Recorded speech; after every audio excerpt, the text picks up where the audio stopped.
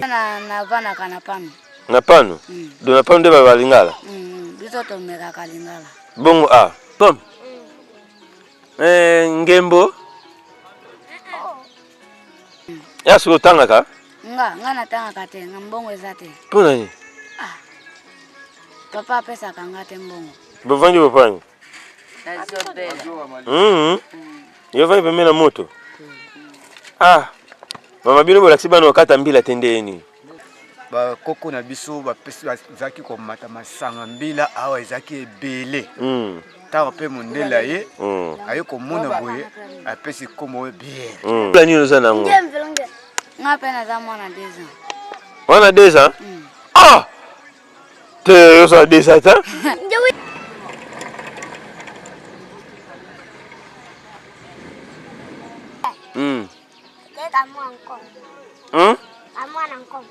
Amwana nkom.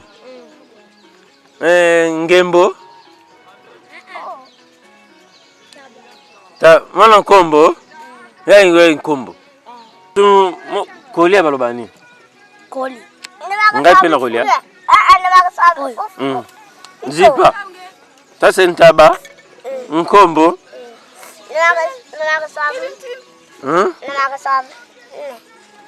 C'est toi qui prépare? Yom to lamba? Il est beau lamba? On s'en a gêné. Il a quel âge? Il a gêné.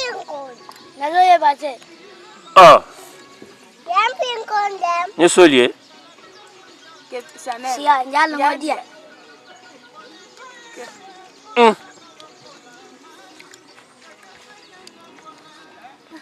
Yo, Ngetu ba fait? Ngeza ba to fait? Bon appétit. C'est bon, c'est quoi? Est-ce que maliri bo pona ni? Ils sont maliri. Bonne heure tu bilamba maliri. Ouais, tu bilamba maliri ndeni. Inge kota yo.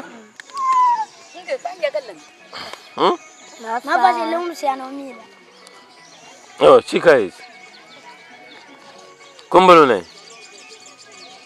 Azoye bate lingala. Lingala ndeni? Nga pena na vana kana pano. Na pano?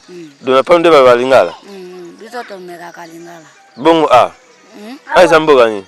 Oye za bière. Siko pesa wa bière po ani? Bière. Nga pena ye ba kalingala. Ya suko tanga ka? Nga na tanga kate ngambongo ezate. Pona ni? Papa pesa kangate mbongo. Oza sona agini? Ngai. Ajawa. Mbula ni oza nango? Nga pena za mwana deza. Mwana deza? Te yo sa deza ta? Nga na zoye bate pardon. Bonjour. Oza na mbula nini? Mbula nini? Nga na zoye bate. Pesa kaka, oye batende ni. Yo na 15 à 16 ans. 15 à 16 ans? Oza baktoza na bière. Tu comprends ni bo pesa comme bière? Bon, eza kombo, eza na signification, mboka moko. Oza mboka bato makasi. Ouais. C'est que bilanga bosala bien. Bilanga to sala. So ndeni ozo milingezo mona muna ko. Do malile? Malile tongo. Do na simeza ko poto bongo. Tiko batu miso bazola ndolo bini pona bango. Ana bien bo vivre ma bien. Awa tozana biso bien. Mais basinga biloko ezate. Biloko ya kolia. Te awa tosa mingi ba pilipili, ba malawana, ba miel pe. Ba nguba ezana ngo mingi. Yezo loka masangu ezali. Na signification mboko penzo yezo loka. Ba koko na biso ba pesa zaki ko mata masanga mbila awa ezaki ebele. Ta pe mondela ye. Ayo ko mona boye apesi komo bien. Na bien pe komo mela bière. Ngo na tuzo mela bière. Ya local wana. Mboka monene. Grand village. Tu pesa bandundu. Tezana bandu. Mais bamso babagisa bandundu ta? Eza bandundu. Biso tozana province ya bandundu. OK, merci. To continuer. Okunizani. Kokwa. Oba cheli kolana. Una. Eza kwa nguba. Place batiaka nguba. Kanzo na yo bien. Asi yame to bien, si yame to. Le wana krobo ya ebele. Viens nga. Allez va. Bonjour. Oh, yo lia gali papa. Siko sala moni. Yusko ebilingala ndeni. Karenga sabarle. Siko yo to la moto. Oh. Siko yo sukola te Na sokoli. Osokoli wapi? Kaso una tongo sokoli? Endi tina le njona bona gasina. Foto wala endi. Wabona basenge kwako. Badala. Ya. Oh nini? Oh bongano? Bonga. Kombo nona? Oracle. Za classe ni? Premier. Ozwaki? Au passé deuxième? Autant à l'école ni? Oziki? Laksa? Oziki? Oziki pani? Moto. Maya moto. E ko ila kiyo? Botelema ko? Kombo nona? Beki? Siko niyo mimi na mtubu? Na yana tisi kuseleka. Niyo mimi na mtubu? Ni? Bidon.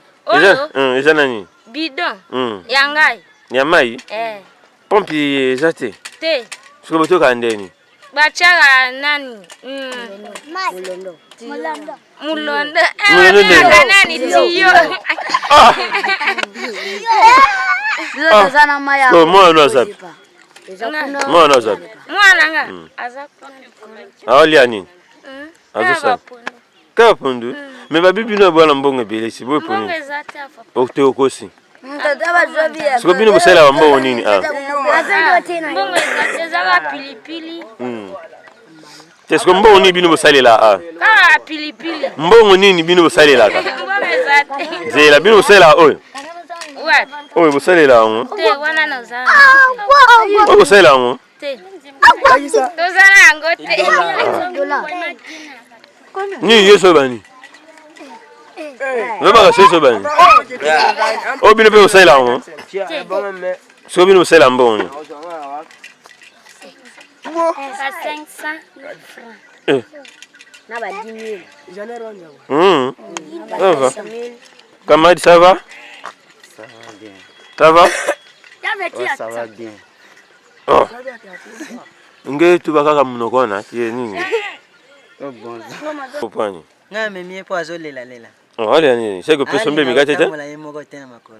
Bona be atambola te? Atambola ka baye na ye. Oh. Mazama kolongulu faso mbele papa. Bwaki sili papa na ye. Osko mboka ni?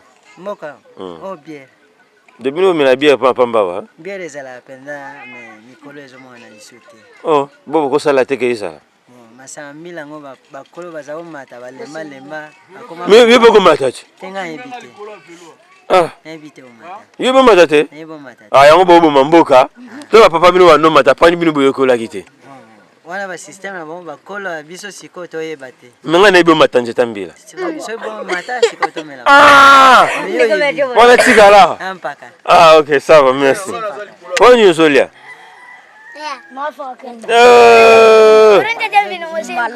OK. Naliambala. Yo katolika. L'évangile. Ndeni. Bien. L'évangile ndeni. L'évangile. Aza kuluna. Na kuluna. Rebel. Na kuluna ye.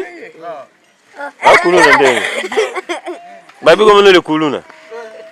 Kuluna. Obeta. Neymar. Neymar. Bani bofandi bo. Bofandi bofani. Yo vai pemena moto. Mama bino bo laksiba no kata mbila tendeni.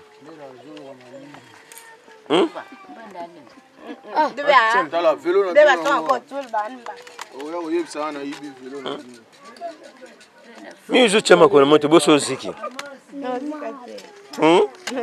Malili. Oyo lo chena lubogonja ni laksana. Laksana tal. Zela. Esa ya equipe ni? Ya Barça. Au Barcelone? Il y a Renaissance à Barcelone. Barcelone. On a Hein? Il y a Barcelone. Barcelone va être bon. Ça l'année Shanghai.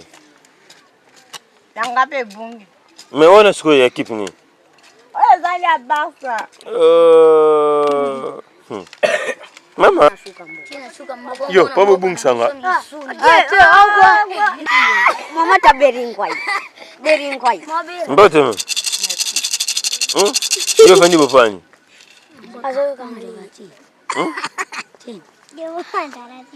Na bilingala te? Mam. Yeza balingala te?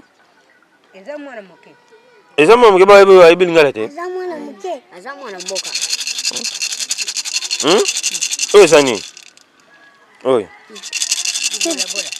Kibola bola. Kibola bola sani.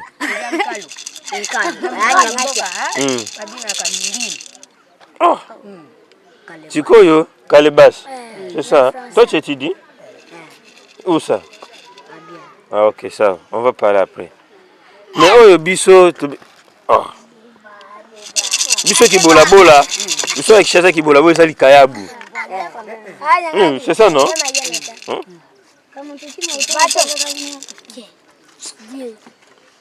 Tout. On dit quoi? Il ne sait pas parler. Pourquoi? Parce qu'il est enfant. Il a quel âge? Je ne sais pas d'abord. Mais comment toi tu sais le français? Non, explique-moi. Ici tu es en quelle année? 6e année. 6e primaire? Oui. C'est vrai? Oui. Tu étais en 5e, tu vas passer maintenant 6e ou tu es en 6e, tu passes maintenant à la première? J'ai en 6e, mais je vais passer à la première. Oh, tu passes maintenant à la première? Oui. Oh. Donc, mais la scolarisation, ça passe bien? Ok. Alors toi, tu es en quelle année? Déjà en première année. Tu es déjà en première année? Oui. À la future, qu'est-ce que tu vas faire? Qu'est-ce que tu pensais à la future? Qu'est-ce que tu vas faire? À la future. Tu vas faire quoi? Comme les options, quand tu passes en 3e, qu'est-ce que tu vas faire? Je vais faire l'option. Quelle option? Péda. La pédagogie? Oui. Tu vas être un enseignant? Oui. Et toi aussi? Alors pourquoi vous tous, vous voulez seulement être enseignant? Pourquoi? Donc l'enseignement ici, ça paye, hein? Oui. C'est vrai? Oui. L'enseignement, ça paye? Oui. Mais ici, on m'a dit que nous, les enseignants, ils sont en train de souffrir par rapport à... Non. Non? Ok, ça va. Et là, nous vous signalons que nous sommes en direct de la ville de Biaï, précisément dans à quelques mètres de quoi? À quelques kilomètres de Boulungu et à plusieurs kilomètres de la ville province de Kinshasa. Et nous sommes là pour réaliser des très belles interviews avec toute la population qui est en train peut-être de subir beaucoup plus de négligence et surtout de médisance de la part de notre gouvernement. Alors pour ce nouveau numéro en direct de la Biaï, nous sommes là avec quelques jeunes, quelques enfants bien sûr de la ville de Biaï. Avec ces jeunes, nous allons quand même débattre, savoir comment est-ce qu'ils vivent ici. Est-ce qu'il y a une bonne vie et il y a une bonne éducation. Et je suis sûr que vous ne serez pas déçus. Bienvenue à tous. Voilà, comme annoncé, nous sommes avec certains jeunes. Ils sont là, élèves peut-être, ou peut-être certains sont à la maison. Nous allons un peu poser la question aux plus petits. Nkimtine.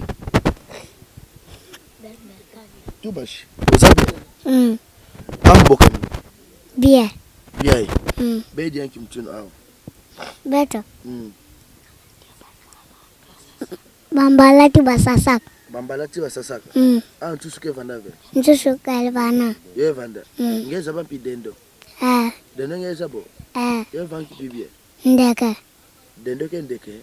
Inga. Ngedi yompi. Inga. Betanga. Inga. Ngetanga ve. Mugetanga. Ngetanga wa. Na première. Na première. Et qu'on a besoin de nous. Et Paul Wialu. Ça dit la montée récitation, mon chabon est un. Les parents négligents, malheur à moi, aux méchants en classe. Motif, les parents ne payent pas les minervois. En tout cas, félicitations. Et bien voilà, je pense que vous avez compris ce petit qui a fait une petite récitation là. Le parent négligent, il ne paye pas les frais, on me chasse à l'école, la cause, le parent négligent. C'est pas encore fini, nous allons prendre un oncle. Bon, vous allez bien? Non, pas bien. Vous allez bien? Du coup, tu as bien. Est-ce que vous allez bien? Vous allez bien. Courez à la Eh? Courez à la Eh. Courant? Courant peut à la carte. Koreza la kate. Abozaka na ba groupe. Elo ni boliaka mingi. Biso. Eloko biso toliaka ka ezalaka ka pondo. Ka pondo. Na ba soso. Pondo na ba soso. Ba soso ndeni, ba soso wilkito, ba soso mboka. Ba soso ya mboka. O etambola. Ezape kitoko. Yango ezalaka kitoko. Yo zotanga. Ngape na tanga kate. Otanga kate. Pono otanga kate. Mbongo ezate. Mbongo ezate. Si so mutapeso mbongo pa kotanga, est-ce que otanga? Ngape na otanga. Otanga. So ba peso mbongo pa otanga otanga. Ngana otanga. Minerva bien za combien? Ngape na zoyeba te. Oyebi te. Otuna na ntu. Te. OK, merci. Ndeko boni. Naza bien. Oza bien. Yebisanga na yo tangaka. Natangaka. Otangaka wapi? Na Institut Morbal. Na classe. Premier CE. Premier CE. Otanga bakuni batanse bina kuna. Baku. O passé premier. Nazalaka na premier. Ozalaka na premier. Salelanga te moi texte moka bien. Pêcheur ressourcé. J'avais un ami, chaque matin nous nous retrouvions dans notre rendez-vous de la rivière. Ntoumi, Kyoka, où es-tu? Ici, à la grosse pierre. Attends-moi, j'arrive. Saline Ntoumi. Alors, qu'est-ce que nous faisons aujourd'hui? Pêche, chasse, cueillette, Kyoka. As-tu des hameçons? Nous essayerons d'attraper quelques beaux poissons. Et je suis venu sans rien prendre. J'étais en retard.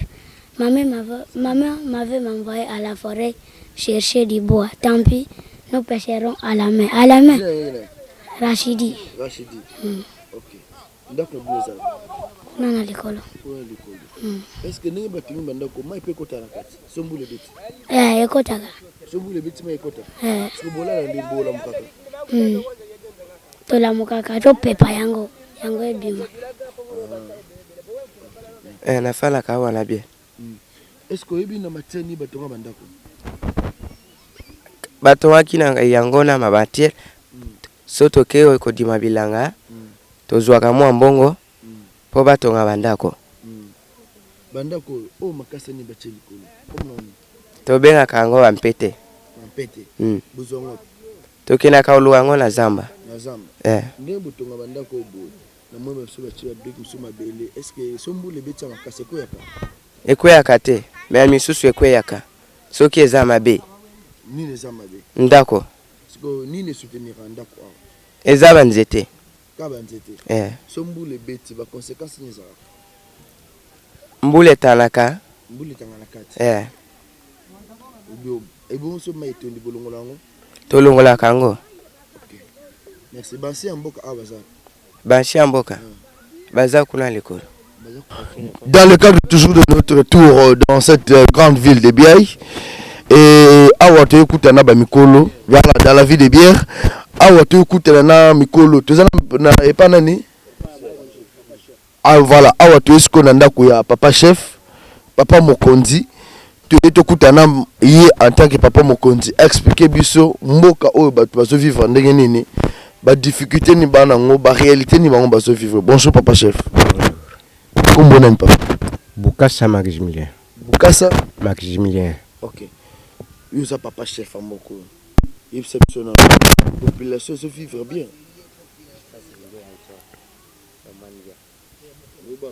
Beto bana kikongo hein? Beto bana kikongo. Papa son a ben tête. Awa bete na boya na bien. Ngem tuke chef awa. Bola est-ce que ba tuke bien? Population qui na vivre na paix bien bola ken kitimo ba difficulté non. Parce que mingi papa. Sambu lojingu na kati ya bwala mpasi ya lojingu ti na bisalu yoke mpasi mingi. Alors nogujwa mwa dikuta mbongo mpasi banjile vanake kangama ben me kuso mona betu mutini yai njile vana yo kangama awe mbongo ke mona nave mbongo mona na nanki sina kamyo na njila donc ça quel verre bisale kelve yemon bisale kelve bana no go sal bisale bo fer ko mon ki sal bo fer ko jo mp mo mbongo mais bisale kelve berge salen ci muti ban ke bien kinti Asikana mpashe kaba saksa ya na mfina. Kama saka ime. Donc mutu moya va na bonne santé à quel veut? Muntu. Ba santé quelle ba santé quelle mais berge jinga na lo jinga ya kinzambi. Bon en tant que chef ya bois. Nki message ngelo pesa na autorité même na batakara ya ke kusa na bois mais beaucoup saka sa ya bula campagne ndi ya pia luta. A message ke ka motini ina boyen ki kimanka ka bete. Bonga alors bantu gusal bisalo alors compagnie mpi kuso kuvana wa mpi diaka Babangi mti berke bien kutanga ana nzo ya mfumu bona bébé bien moi na bonne santé bon muke bien berke zingala ka na courage kaka ya mpashi kaka en tout cas berke na niveau mosi ya intérieur lusingo ke moi ba difficulté ke mingi na posho berke mona beno donc yoke pesa bet kiese e betem pigezo ya ni tuna betem pi kuma bonso posho ni tuna beno yokele. Ok, ça pour dire que berke va congolais en tout cas yoke kiese minga na berke mona beno pidia ya donc c'est bon en tout cas kitoko ngemo mona posho be kuta beto voilà qu'elle était à la page jeune vraiment.